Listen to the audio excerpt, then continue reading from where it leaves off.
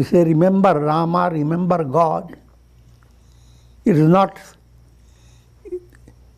a dry experience. Because when you remember God, you are being touched by divine virtues, divine qualities, divine compassion.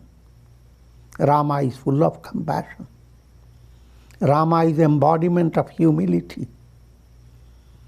Rama is Bambhola. He is childlike. And when we say remember God, the word remember is not just a parrot's repetition of the same sound again and again. I'm saying it quickly. The ideal has to be understood and you work for it. In other words, when you recite divine name, it should not be boring. It should not develop a dryness in your heart. And if you fail, doesn't matter. Do it again, do it again.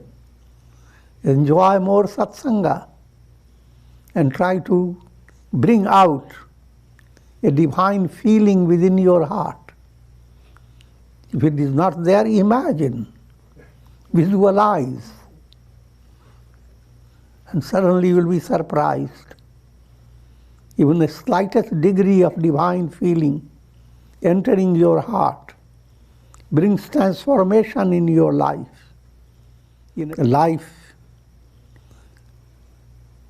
embellished by divine smaran, remembrance of God.